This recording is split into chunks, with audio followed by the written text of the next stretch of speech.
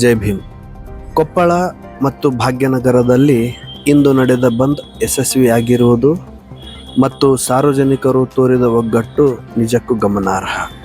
ಜನರ ಆರೋಗ್ಯ ಮತ್ತು ಪರಿಸರದ ದೃಷ್ಟಿಯಿಂದ ಹಾನಿಕಾರಕ ಅನಿಲ ಅಥವಾ ಹೊಗೆ ಸೂಸುವ ಕಂಪನಿಗಳು ಈ ಭಾಗದಲ್ಲಿ ಬೇಡ ಎನ್ನುವ ಹೋರಾಟಕ್ಕೆ ಜನಸಾಮಾನ್ಯರಿಂದ ಸಿಕ್ಕ ಅಭೂತಪೂರ್ವ ಸ್ಪಂದನೆಯ ಮುಖ್ಯಾಂಶಗಳು ಇಲ್ಲಿವೆ. ಕೊಪ್ಪಳ ಮತ್ತು ಭಾಗ್ಯನಗರದ ವರ್ತಕರು, ಅಂಗಡಿ ಮುಗ್ಗಟ್ಟುಗಳ ಮಾಲೀಕರು ತಮ್ಮ ವ್ಯಾಪಾರ ವಹಿವಾಟು ಸ್ಥಗಿತಗೊಳಿಸಿ ಬಂದ್ಗೆ ಬೆಂಬಲ ನೀಡಿದ್ದಾರೆ. ಬಂದ್ ಯಶಸ್ವಿಯಾಗಲು ಮುಖ್ಯ ಕಾರಣ ಜನರ ಆರೋಗ್ಯದ ಮೇಲಾಗುತ್ತಿರುವ ದುಷ್ಪರಿಣಾಮಗಳು, ಹೊಗೆ ಉಗುಳುವ ಕಂಪನಿಗಳಿಂದ ಉಂಟಾಗುತ್ತಿರುವ ವಾಯುಮಾಲಿನ್ಯ, ಕೃಷಿ ಭೂಮಿಯ ಮೇಲೆ ಬೀರುತ್ತಿರುವ ನಕಾರಾತ್ಮಕ ಪ್ರಭಾವ, ಭವಿಷ್ಯದ ಪೀಳಿಗೆಗೆ ಇದ್ದ ಶುದ್ಧ ಗಾಳಿ ಮತ್ತು ನೀರು ಸಿಗಬೇಕು ಎನ್ನುವ ದೂರದೃಷ್ಟಿ.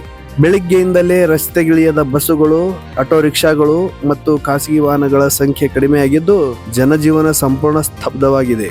ಜನಸಾಮಾನ್ಯರು ಈ ಬಂದ್ನಿಂದ ತೊಂದರೆಯಾದರೂ ಸಹ ನಮ್ಮೂರ ಉಳಿವಿಗೆ ಇದು ಅನಿವಾರ್ಯ ಎಂದು ಸಹಕರಿಸಿರುವುದು ಹೋರಾಟದ ತೀವ್ರತೆಯನ್ನು ತೋರಿಸುತ್ತದೆ. ಕೊಪ್ಪಳ ಮತ್ತು ಭಾಗ್ಯನಗರದ ಜನತೆ ಜಾತಿ, ಧರ್ಮ, ಪಕ್ಷವನ್ನು ಮೀರಿ ಈ ಹೋರಾಟದಲ್ಲಿ ಒಂದಾಗಿರುವುದು ಆಡಳಿತ ವರ್ಗಕ್ಕೆ ಮತ್ತು ಕಂಪನಿಗಳಿಗೆ ಪ್ರಬಲ ಸಂದೇಶ ರವಾನಿಸಿದೆ.